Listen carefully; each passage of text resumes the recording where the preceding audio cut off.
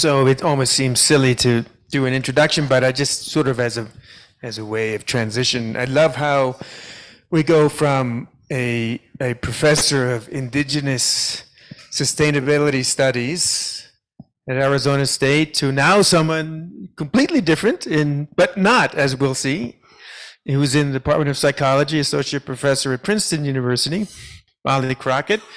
And you can read more about her online. I mean, I think the very short version of Molly's work that I've become familiar with before I met Molly is it's about moral cognition.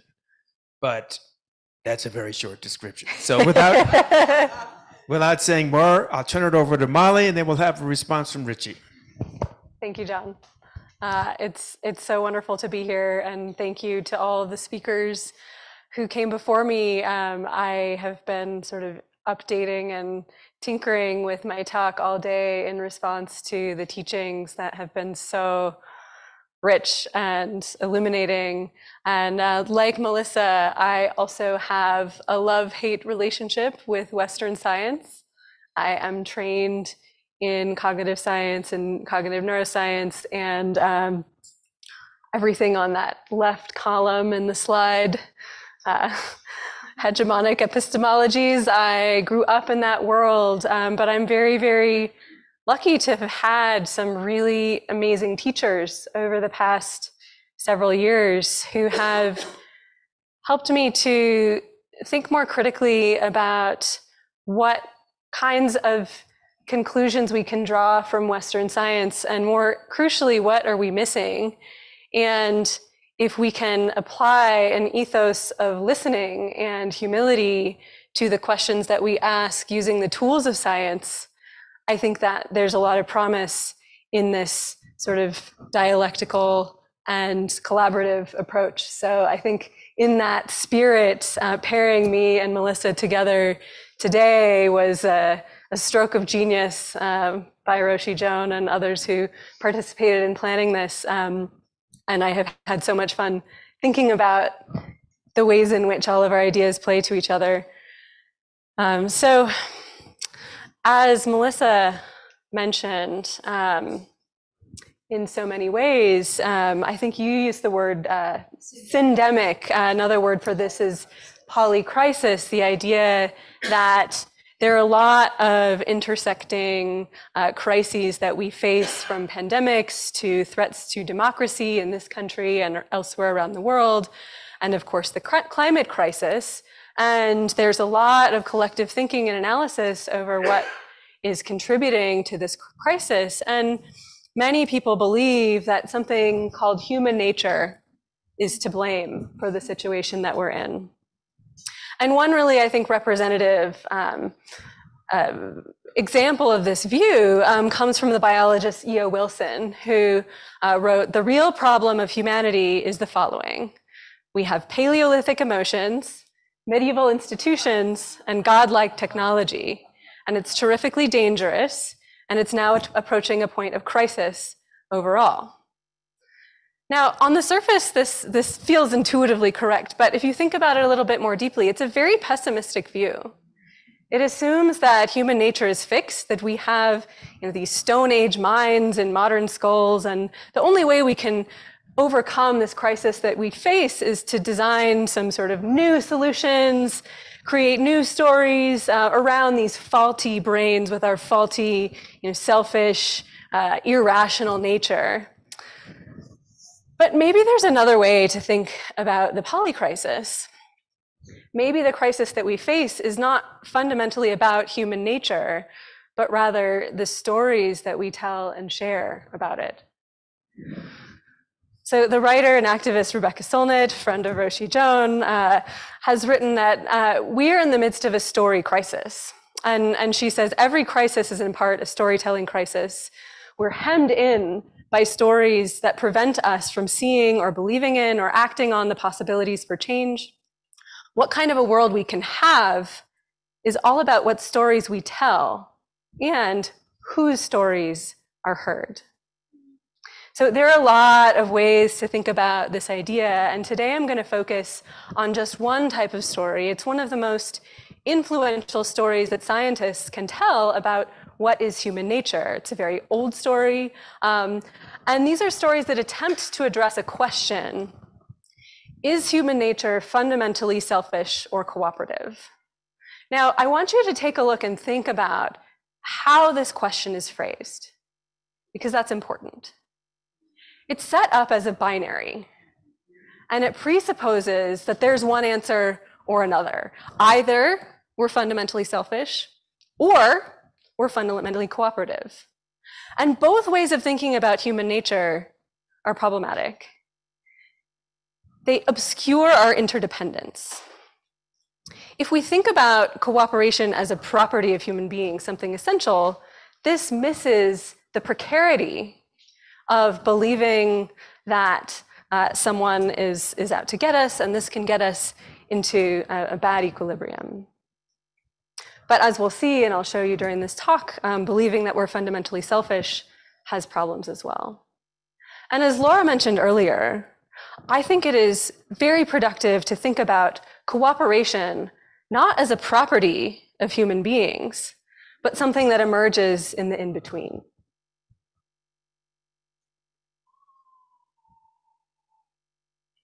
So what the data shows us on human cooperation is that we are conditionally cooperative.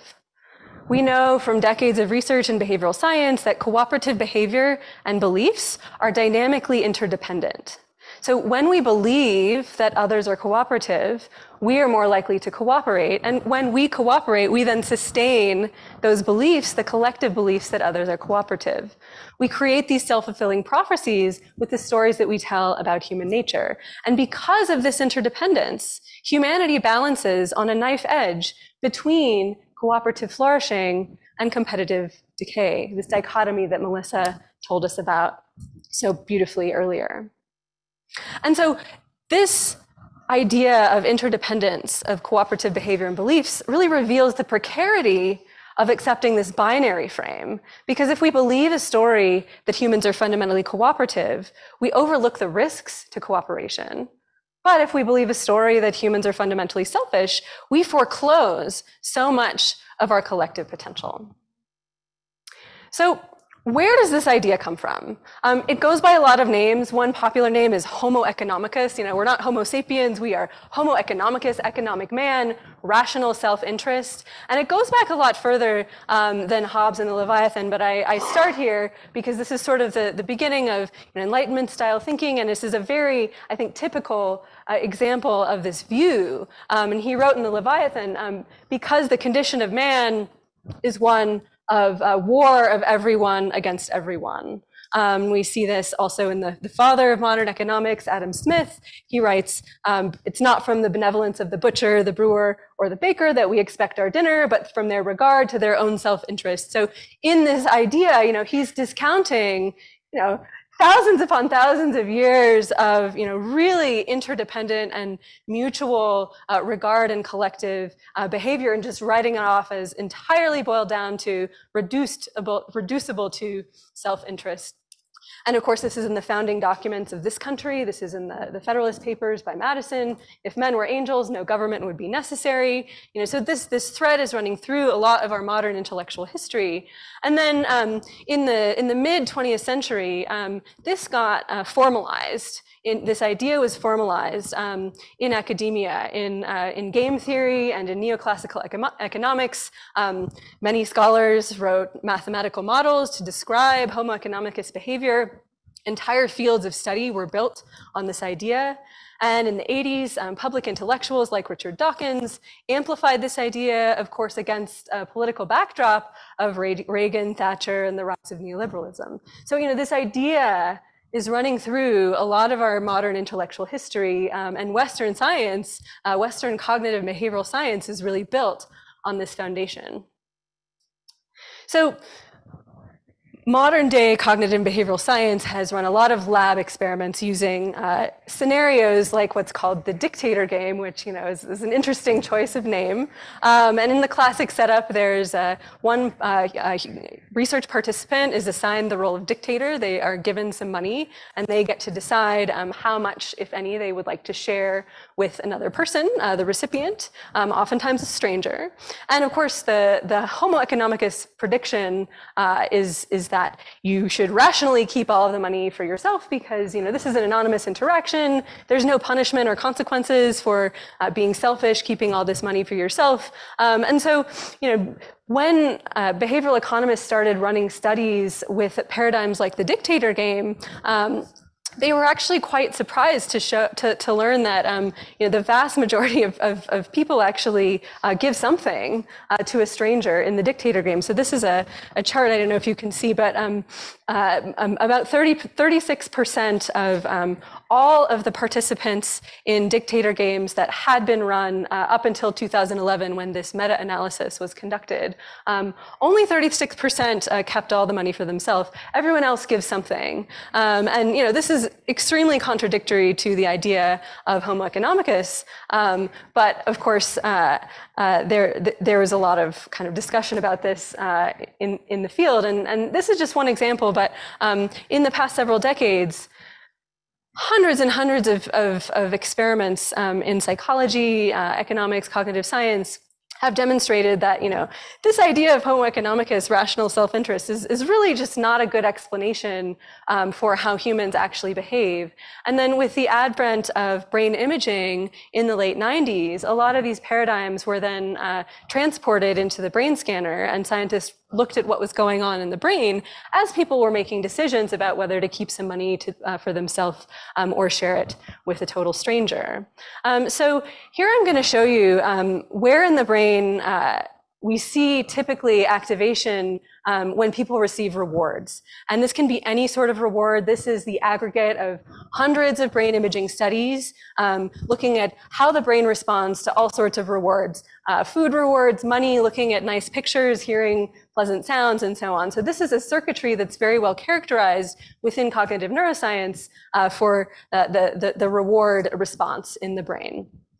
And when scientists started looking at which areas of the brain are responsive when people decide to share money with a stranger, what they find is a strong degree of overlap. So the study on the left is an early pioneering study showing overlap in the ventral striatum there between when people decide to keep money for themselves and when they are given the opportunity to donate some to a charity. And then in the middle is a map of aggregate of 30 or 40 studies that all show the same thing. So there is now a very robust evidence base from cognitive neuroscience that when people are given the opportunity to be generous to a total stranger, this activates areas of the brain that are also tend to be activating when we receive other types of rewards. So this should be pretty good evidence that would kill this idea of Homo economicus. But for some reason, this idea refuses to die. And you can see the persistence of this idea in a lot of areas. For one thing, those brain maps that I showed you earlier, a lot of folks have used that evidence to undermine the idea of altruism in general. So they'll look at those maps and say, well, see, when you are generous to a stranger, your brain experiences that as rewarding. So that's selfish. You get something from it. And therefore, generosity is not real. Homo economicus is alive and well. And of course, a lot of seemingly generous behavior, some academics argue, is reducible to self-interest. So maybe you're generous not because you really care about the other person, but because you want to bolster your reputation. You want to virtue signal to somebody else. And we're going to come back to this idea later. So all of this can be summed up in the idea of the norm of self-interest. And this was first written about in social psychology by Dale Miller in the late 90s. And his idea of the norm of self-interest really illustrates why it is so harmful to have this model of Homo economicus in the first place, and why it is so harmful that it refuses to die, even amidst all of the evidence that contradicts it.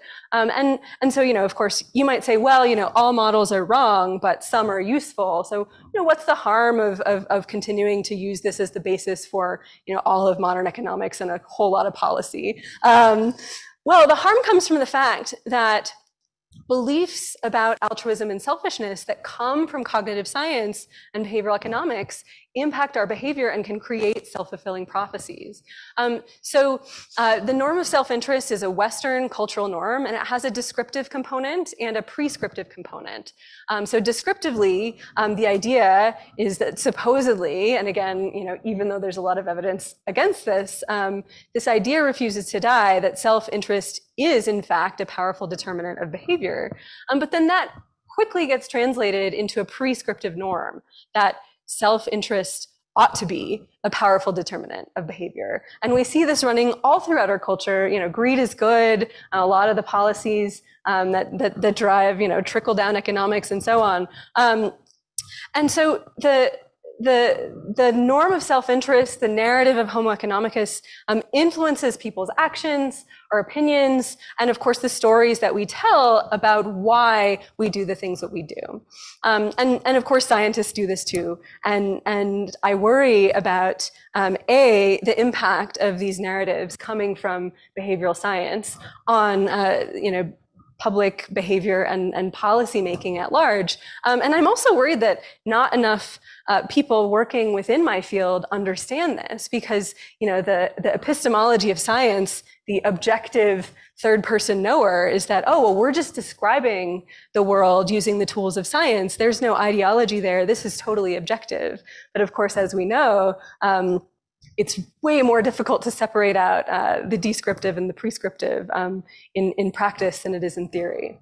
So I just want to share a couple of lines of research from my lab that highlight both the risks of the Homo economicus narrative, but then also how we might break it, or the possibility of breaking it.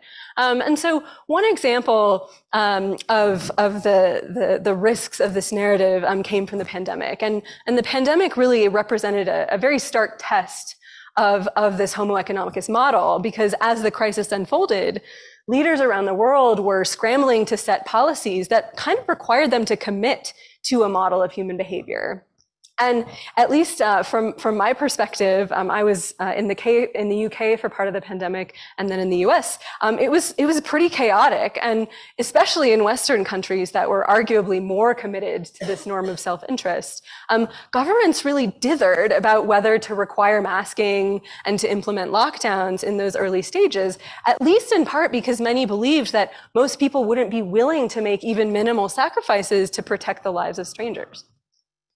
So this one manifestation of the norm of self-interest during the pandemic was nationalistic policies that tended to hoard resources like medicine and vaccines in the home country. So we saw that the Trump administration in the early days buying up the entire global supply of the medicine remdesivir. And then, of course, once the vaccine was developed, we had really dramatic inequalities around the globe, where rich countries bought up all the supplies of the vaccines, and the poorer countries were often getting no vaccines at all. And of course, from a public health perspective, this is a really stupid policy, because the virus doesn't respect national borders. And if you have large swathes of the global population not getting vaccinated, that harbors a whole set of bodies within which the virus can then mutate and form variants that the vaccine supply will not be effective against.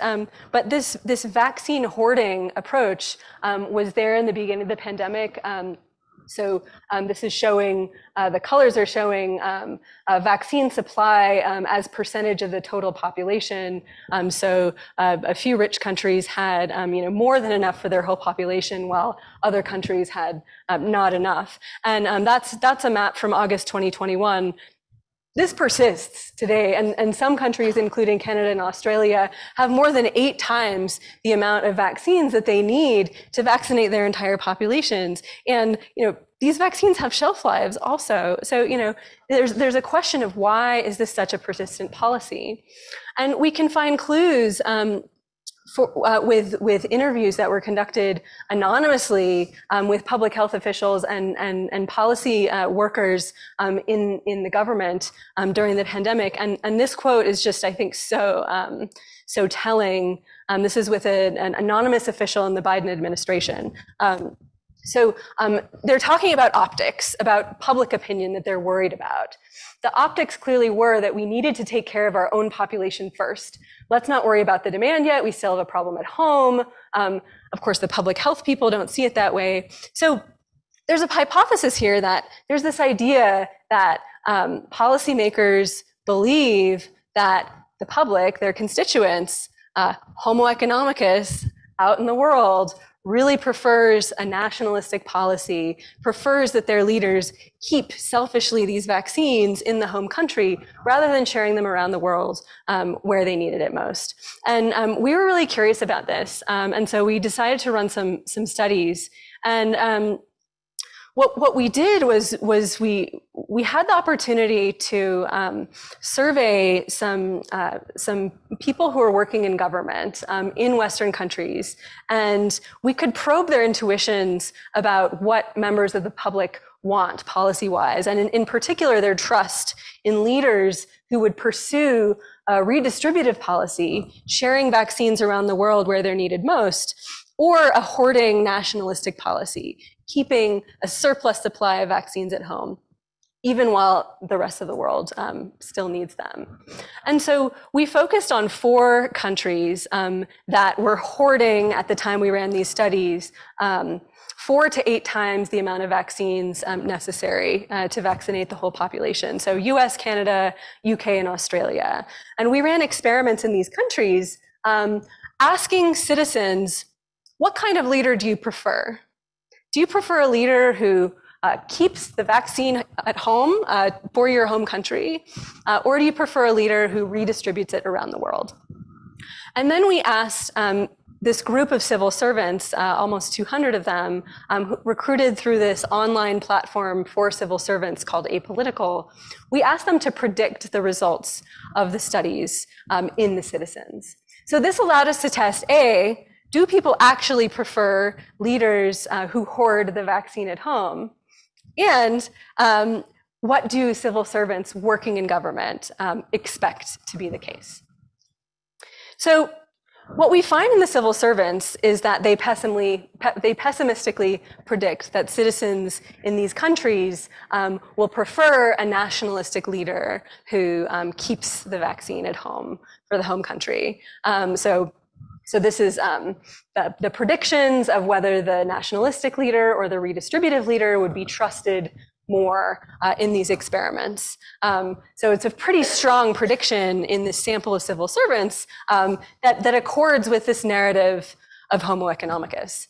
And they're totally wrong. So in all of the studies that we've run, US, UK, Australia, Canada, people overwhelmingly prefer and trust a leader who pursues a redistributive policy, sending vaccines around the world where they're needed most, as opposed to keeping them at home. And this pattern where people overwhelmingly seem to trust redistributive, impartial, altruistic leaders generalizes across other types of resource distributions too. So in another study that we ran in 22 countries in around almost 24,000 people at the height of the pandemic, we also find that people in all of these countries around the world prefer redistributive leaders who want to share medicine and personal protective equipment around the world where it's needed most, rather than keeping it at home for the home country. So to summarize so far, during the COVID pandemic, citizens around the world preferred leaders who endorsed redistributing scarce resources where they're most needed. But policymakers mispredicted this preference, perhaps reflecting broadly pessimistic beliefs in this norm of self-interest, this narrative of Homo economicus.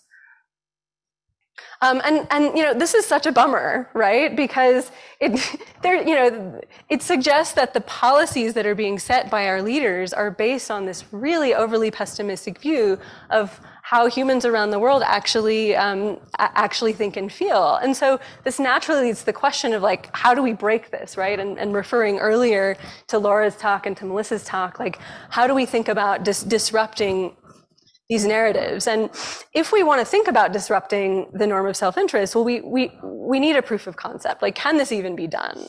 And so I want to talk about a sort of case study that we did in my lab, asking whether the norm of self-interest can be disrupted in Western people, and if so, then what is the psychological impact, and how long might it last?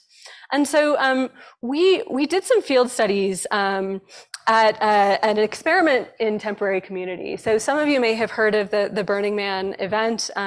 It is an event that sets up a temporary community in the middle of the desert. It's every August, around 80,000 people converge in this barren patch of land. This is an aerial view. It's this here is a mile across, so it's very large. It's a real city. There's a post office, there's a newspaper, there's a radio station, bars, restaurants, there's a public library. And this event is very impactful for people who attend it. It's a cultural cliche. And if you Google Burning Man changed life, you get like 11 million results. So there's a very popular idea that people go to this event, and it is profoundly impactful.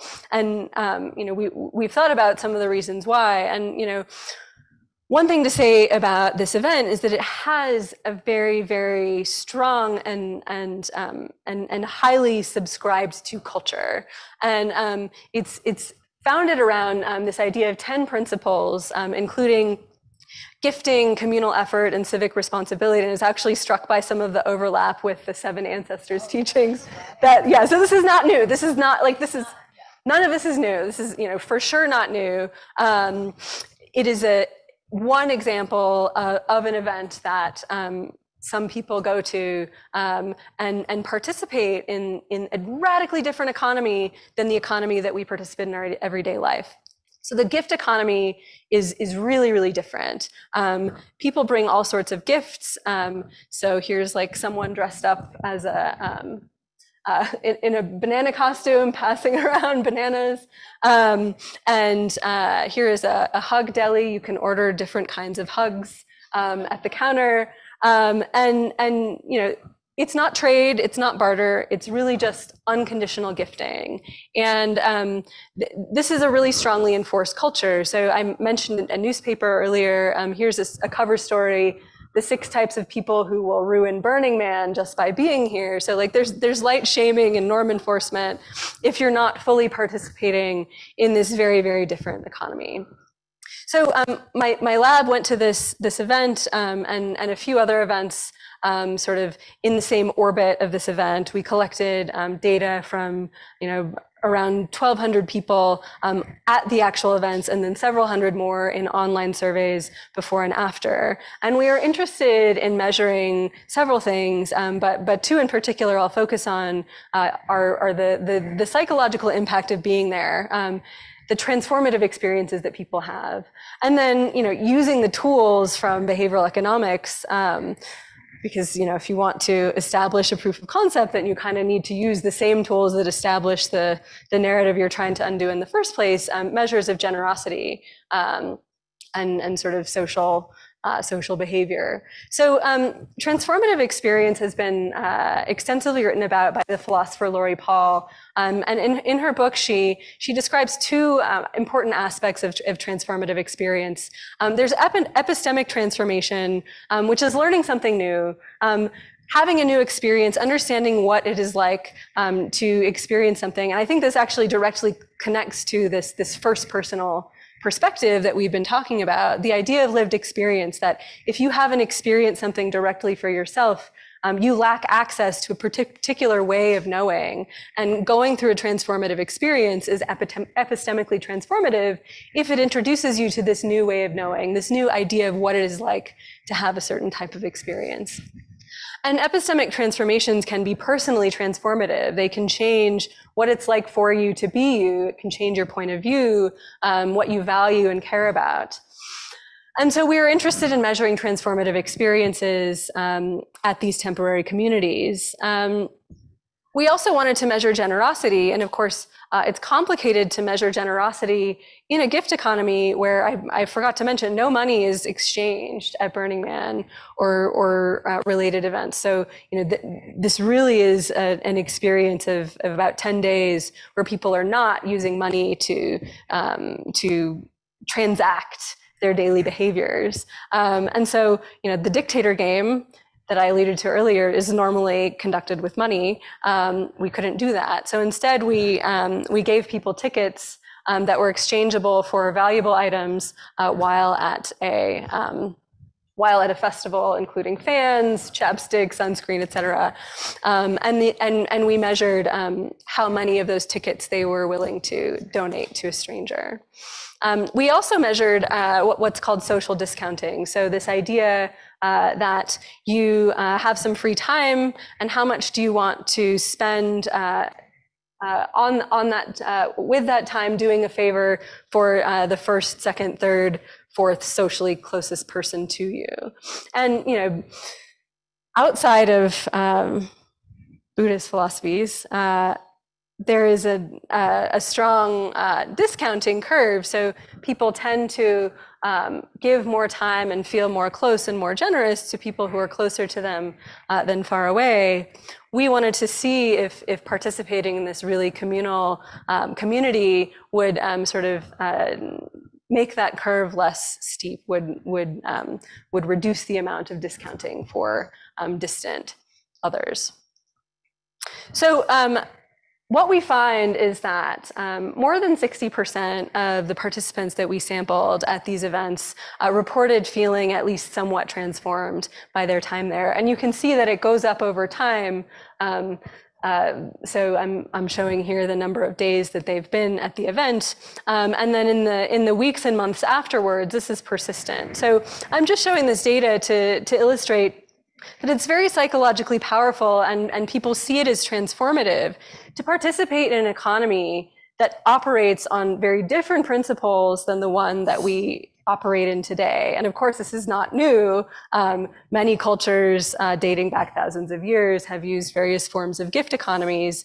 And so, this is a proof of concept, I think, that even if you are immersed in a Western economy based on financial transactions, just a few days experiencing otherwise is very powerful psychologically, and that these effects are lasting for months after the experience.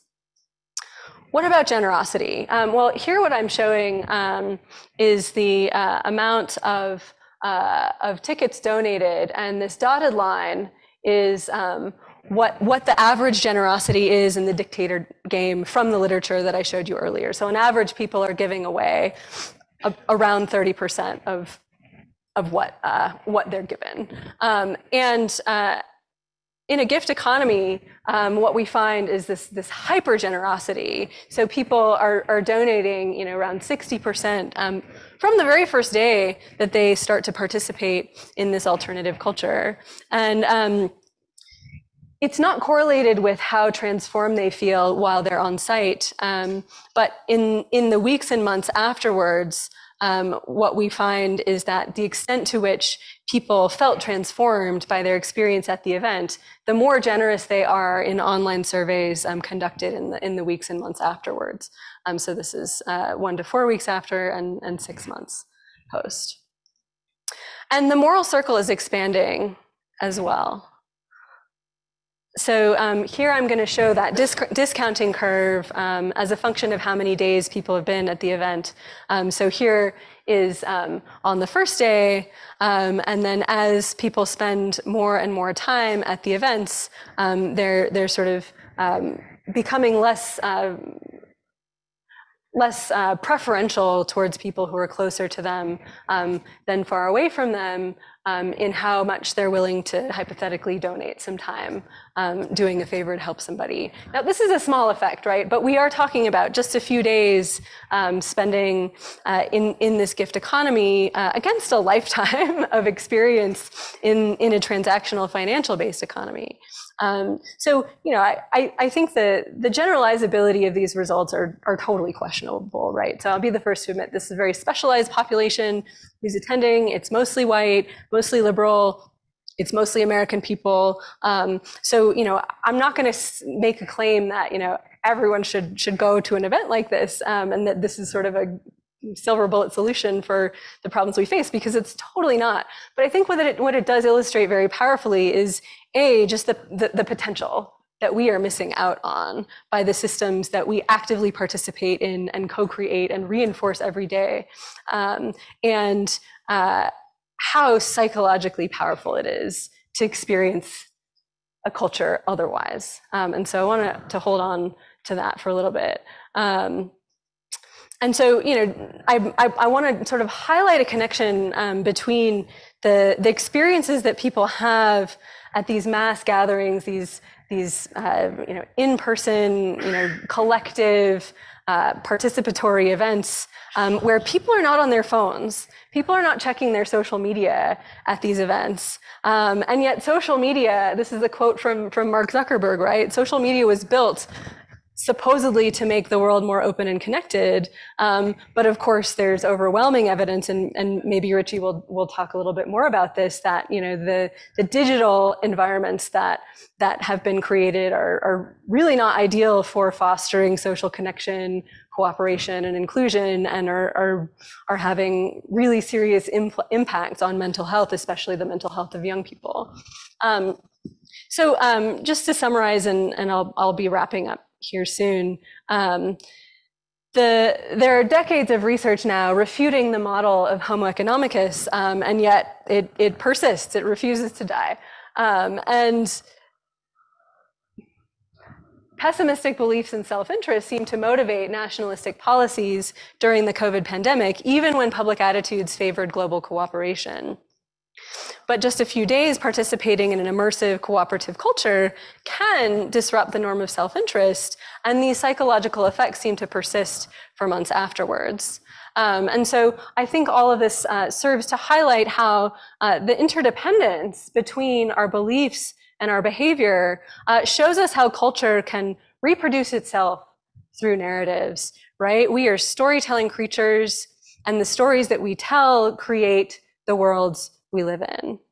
So for the last couple of minutes here, I'm just going to share some new directions of research in my lab about moral narratives in particular. And John alluded to this earlier in his talk about how we live in this sort of universe of possible narratives.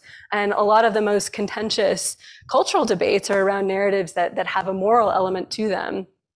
So we're defining moral narratives pretty simply. They're told by a narrator about a target to an audience, and they're containing information that tends to trigger a moral judgment about the target. Is this a good person or a bad person? And these are widespread. They show up in gossip, in news that may or may not be grounded in reality, propaganda, the ruminations that we have at 3 a.m, and the thoughts that we try very hard to let go of when we are sitting in meditation practice. And moral narratives are constructed by narrators who have certain goals in mind, including a goal to be informative, a goal to sort of preserve their reputation or the reputation of people they love, and also to be trusted as narrators, to present themselves in a way that they're seen as trustworthy. And a successful exchange takes place when a narrator persuades an audience. Now, moral narrative exchanges are, I think, a site really just ripe with epistemic injustice, because power relations constantly shape whose stories are believed and what stories are even allowed to be told. And so we're thinking about the phenomenon of moral narrative exchange as a mechanism for how cultural concepts about the self, about causation and responsibility and about values get transmitted from individuals all the way up to a cultural level, and probably more crucially, how powerful institutions and individuals from the top down can constrain these narrative exchanges. So exchanges transmit not just surface content, so what the story is about, but also deeper structures. For example, theories of pro-social behavior as selfishly motivated, this idea of virtue signaling that is a kind of Trojan horse for Homo economicus getting into all of our minds and influencing our behaviors. So here's an example of a viral video from YouTube with the title, "Charlie Kirk owns this virtue signaling liberal student on climate change. The crowd erupts." So what's going on here? The sort of surface content is that this is a dishonest student, that they're only participating in this activism because they're trying to virtue signal. But the deeper structure that's getting transmitted is that when you see people participating in activism, people caring about the planet, just selfish, selfish virtue signaling. So don't bother joining them because this isn't going to go anywhere. And this then, teaches people to see this structure in other forms of activism. So, here's another social media post. Someone. Oh, sure. Virtue signaling, it really is sort of self-transparent, the idea that you are trying to signal to other people how virtuous you are. So, if you have learned through the narratives you absorb, through news headlines, or through other people in interactions with them, that activism tends to be selfish, you might be more likely to see future examples of activism as selfishly motivated. And then you yourself might be less likely to join in because you don't want other people to see you as virtue signaling. And you can see how these cycles can perniciously reinforce themselves. And so, I'm thinking a lot and with my students in my lab about how these exchanges teach audiences to update their prior beliefs over lots of different kinds of models of social life. So, just a few, we have master narratives of an independent self, and, the only beings that matter for morality are humans, and not all humans really, but selected ones. Master narratives that responsibility comes from single individuals rather than a collective, and master narratives of moral values that Laura gave a really nice exposition of earlier are limited in several ways. And so how can we think about alternative narratives that highlight the interdependence of all beings, the precarity of this idea of self?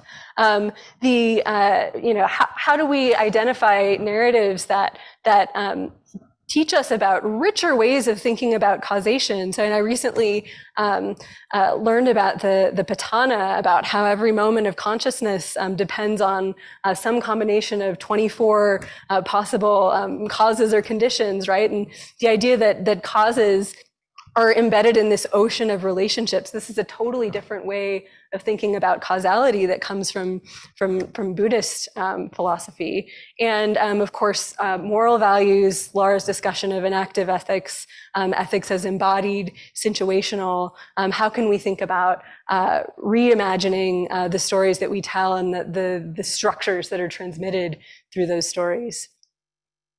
And this is a quote that I really love from the author Arundhati Roy, who talked about the pandemic as a portal, a gateway between this world and the next, and an opportunity to really rethink the worlds that we are creating. From Laura's talk, right, the idea that the breakdown of a world is also an opportunity for reflection. And this is an opportunity that I think we cannot afford to miss. And the activist Adrienne Mary Brown says that we are in an imagination battle. We have to shift how we think of ourselves, how others think of us, how we think of conflict, mediation, and resolution. And we have to imagine new contexts for all of these things if we hope to have a future in which we survive with each other. And I'll just close with an idea from my colleague Ruha Benjamin at Princeton. The facts alone will not save us. Social change requires novel fictions that reimagine and rework all that's taken for granted about the current structure of society. Such narratives are not meant to convince others of what is, but to expand our own visions of what is possible. And maybe we don't even need these narratives to be new or novel at all. As we saw in Melissa's wonderful talk earlier, the stories that we need are already here. The transformation that we need to imagine as a species might be more like an excavation. And I'm reminded of how the word sati, which is often translated as mindfulness, also means memory. And so I'm thinking a lot about how we can remember together as a way to recognize our interdependence and our potential for participatory collective world making. Thank you so much.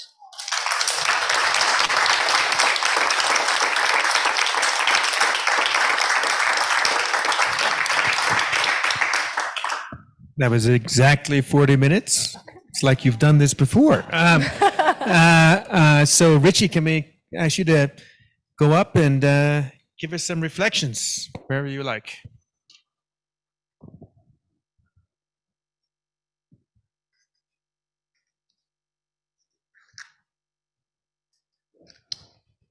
That was wonderful.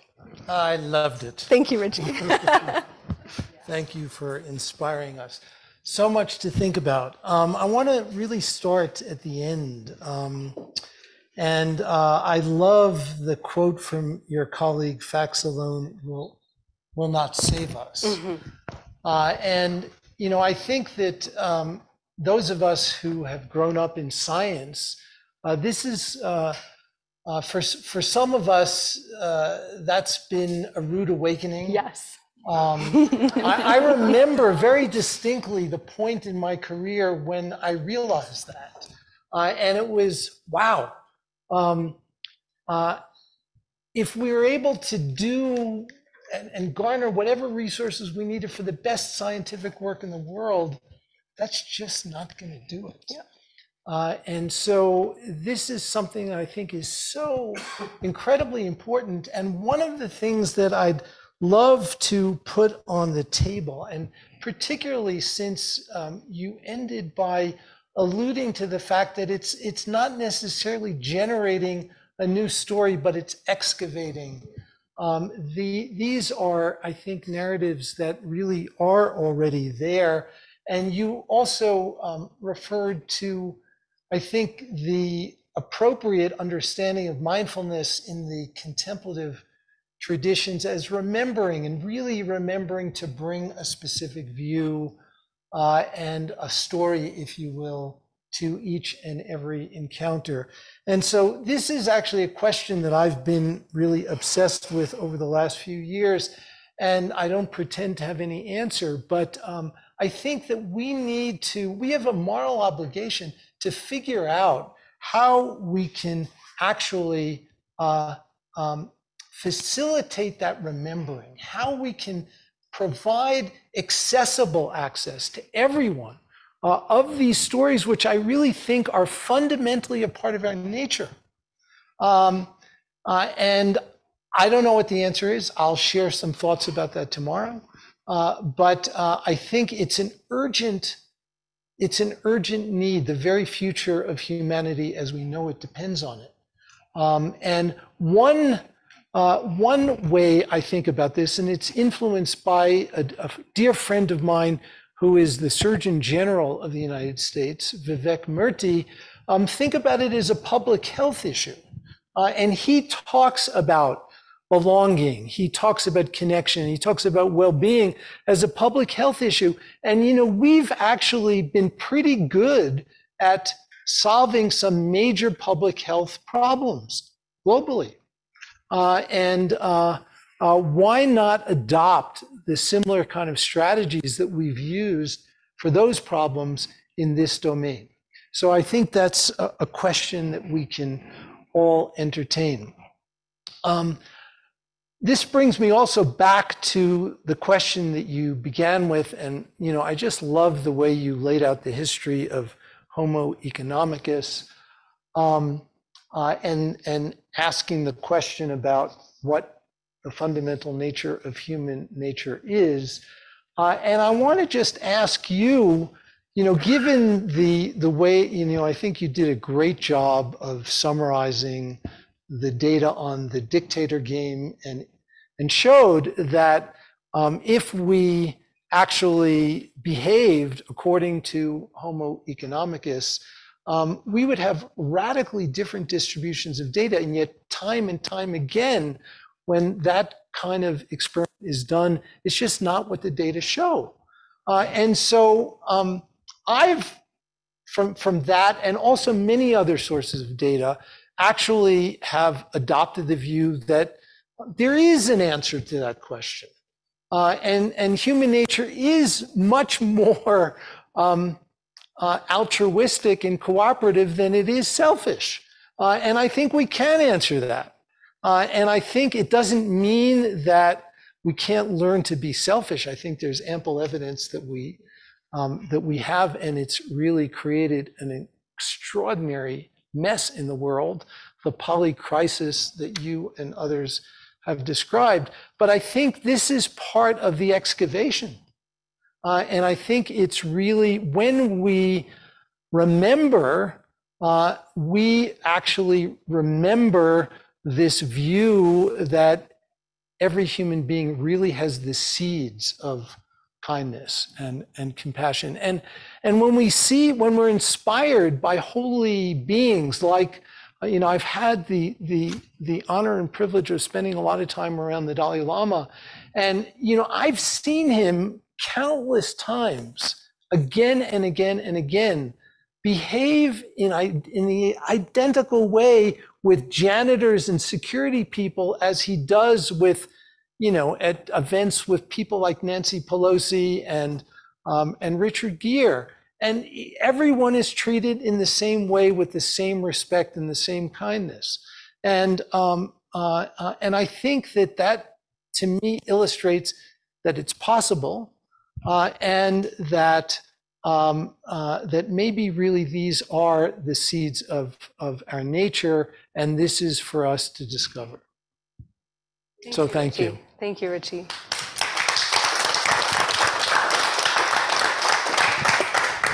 Molly, any thoughts in response? I will go to essence. Good idea. I love the image of the seed.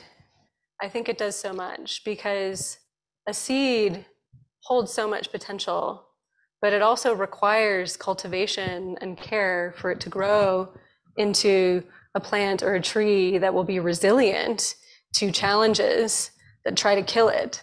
So, I love that metaphor as our compassionate, cooperative nature as a seed. We cannot take it for granted. We have to cultivate it. Yeah, good. Beautiful. Roshi? Yes. What shall we do? I have a plan. Roshi has a plan. Of course she does. Of course she does. Thank you, Molly. This is wonderful.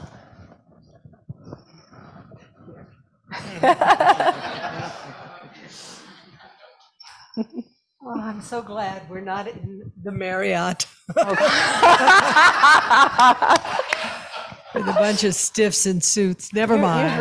You've ruined me for conferences. I mean, really, too bad. Yeah. So, first of all, today was gorgeous. And I just want to thank you, John, so much. You always, you kill the translators, but other than that,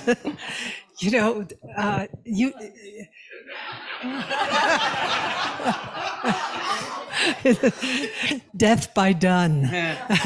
So that was just extraordinary exegesis on form and emptiness. Thank you. It was the Heart Sutra all in one gasp. Laura just brought us to our knees with tears streaming down our cheeks, because if it's not about love, and I think of Tina Turner, who just, is in the bardo, what's love got to do with it? Everything, actually, everything.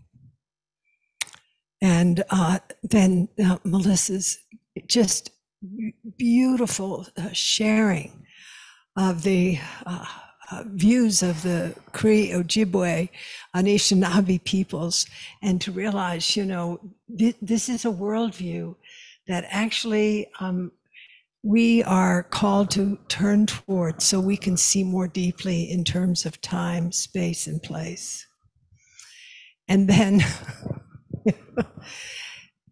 that you are so clear as a research scientist about the virtue of generosity, and that our wrongheadedness, which is now being promulgated so much through social media, about who we really are, and what Richie is saying. The practice is about bringing us to who we really are. Can we drop through the layers of conditioning, these landscapes that have caused so much suffering, not only to us, but to all creatures on this earth, except probably the tardigrade. Seems like the tardigrade got, a special kind of badge that's making it possible to make it through. But in any case, truly, we have an opportunity through this exploration of our lived experience to wake up to who we really are, which is not I, but we. And not we just as humans, but we in the grasses and the flowers and the wind and the imminent tornado. By the way, we don't have too many tornadoes in the Southwest. There is a tornado warning for Santa Fe. So, the winds are up. Why? Because we have changed the temperatures of the oceans through it's El Nino. So, this is the eternal spring you're seeing, but also tornadoes. So we'll keep you apprised to, the emergent so-called reality. But actually, there is a tornado warning for Santa Fe. And fortunately, we live in these heavy buildings. So, not in stick houses, but still. But don't feel threatened. It can ruin your day. Hyper precarity. So here we are. So I want to just give the shape for our time. There's so much to absorb. And we usually had evening sessions, where there's more content pouring out of our, extraordinary friends. We just feel that two different kinds of exhales are important. One is an exhale of, walking out of this place, but keep your iPhone on to see what's up.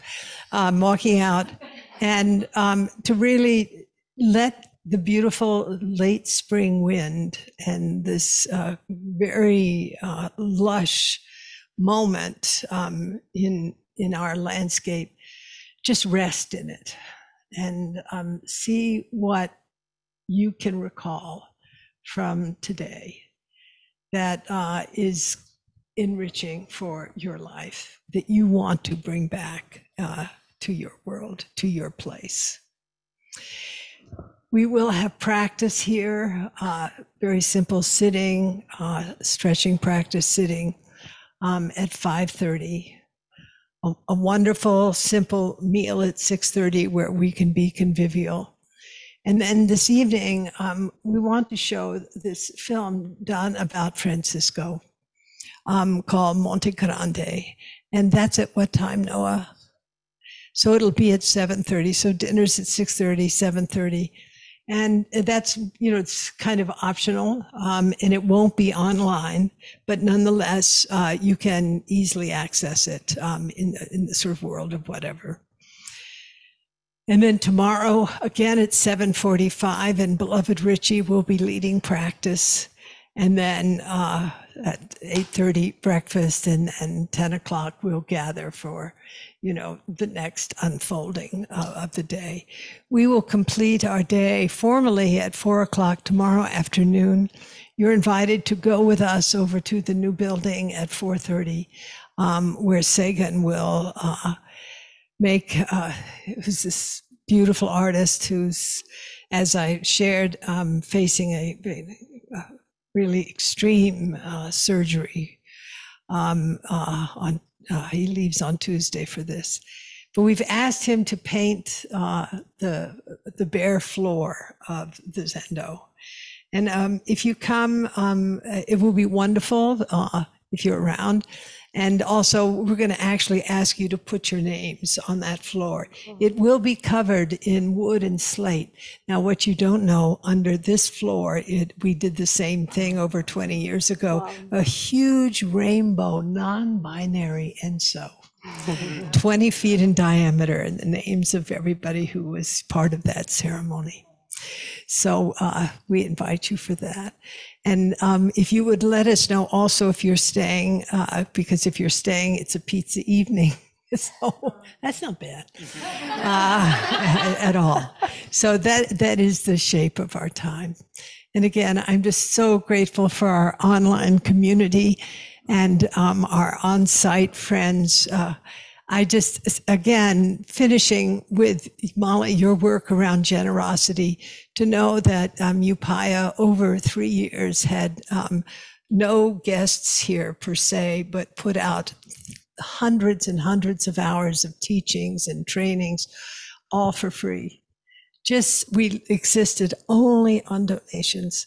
And your donations make it possible, because now everyone online actually is here on a donation basis. You all, are basically covering the room and board issue. And because we have so few rooms, it's, higher than it has been, but so are groceries. So I just thank you with all my heart. And I also want to just say, let yourself be in this place, really, because there is a kind of sacredness, a fairly long tradition of practice and of prayer and of respect and care that is in the field of Upaya. So thank you very much, and I'm so grateful.